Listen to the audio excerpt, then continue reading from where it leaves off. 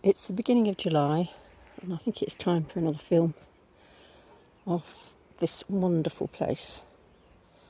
This is the allotment that I was pretty much given at the beginning of this year by the person that got it into this state, Lawrence, who knew that he was dying at the end of last year and asked me to be his co-worker.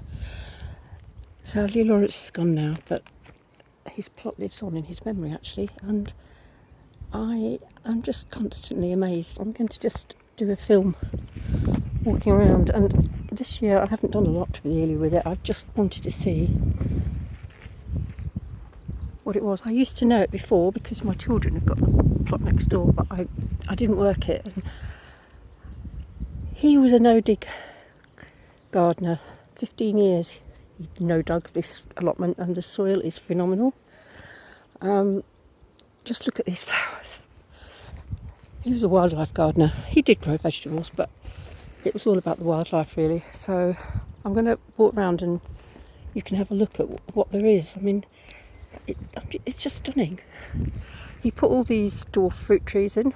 There's loads of them, apples and pears, and some of them are fruiting this year and some aren't. That's fine. They certainly need a bit of a prune, but I can do that at some point.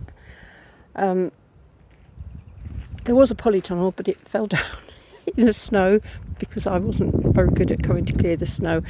This will be a shed and a smaller polytunnel when I finally get myself together. This is a good old little mini greenhouse, which hasn't really grown very much in it, but it's been great to have somewhere to put stuff. And you can just see I've learned so many flower names that I didn't know. These were all things that he put in. He seeded them or he planted them, mostly seeded them, and they just keep coming back, and it's phenomenal. I just can't get my head around this place. And there's a willow tunnel in the making here. I don't know if you can actually see it. I'll show you from the other side.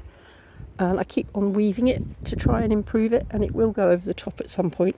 It needs a good prune at the minute. And if you come down here,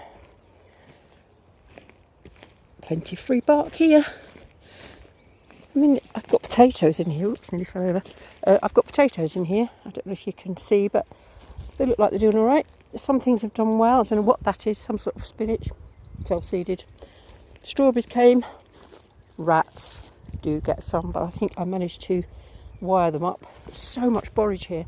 And of course, he planted lots of things that insects love. So I can see loads of honeybees on the borage.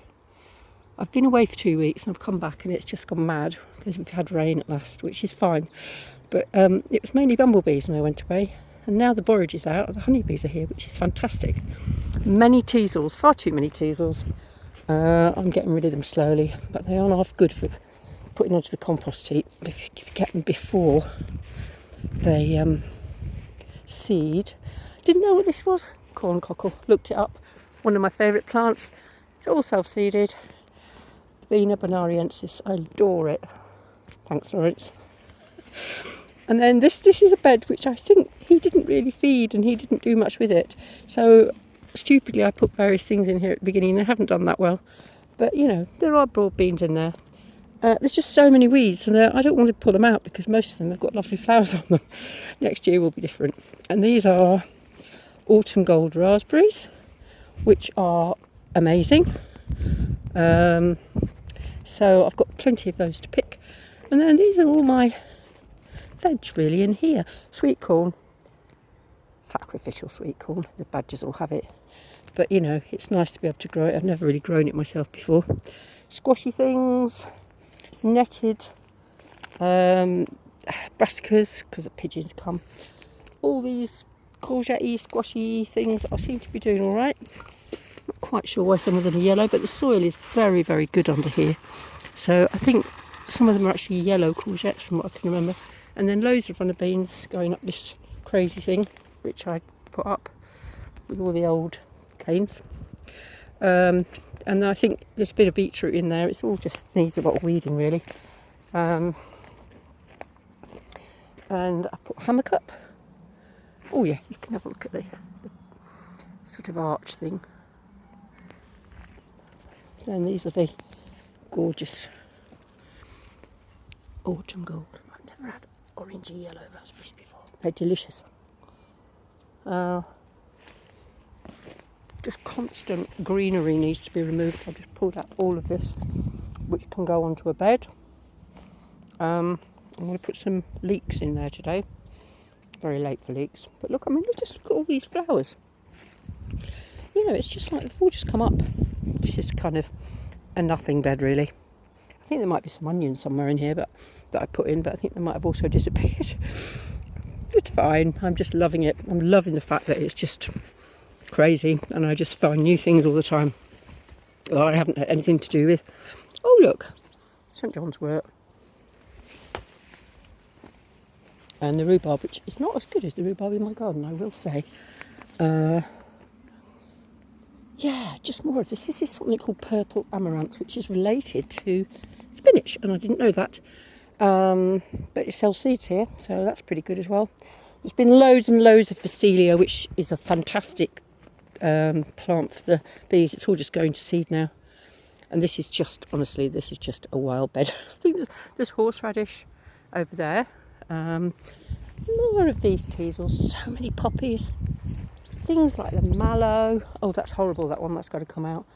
That's one of those things that hurts you. I can't remember what it is. Keep going down. Just creating a new bed. I'm going to put some chard in there.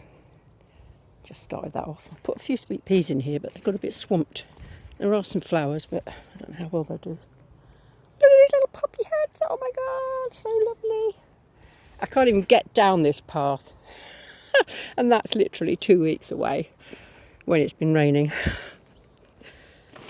And then just things like, I don't even know what some of these plants are. Look at all these teasels. The birdies will love them. This is my bath, which on a hot day, I gain into the cold water. It's fantastic. And then down the bottom, there are loads of gooseberries, netted to keep the birds off. The unnetted bits still have gooseberries on, so don't know. I'm going to pick some of those soon. And then the wildness down the bottom, which I really like, and the pond. And the last thing is, look at this lovely water lily. I have no idea what kind it is. This pond needs a little bit of loving care, but it will get it. Crazy teasels. Look at them. Absolutely amazing. It'll be very different next year, but I just wanted to make a film just so that, oh look, evening primrose. And this is a plum tree, which definitely hasn't got any fruit on and looks a bit poorly. I think it might need a good old prune, but I need to find out when and how. Okay, so that's my allotment.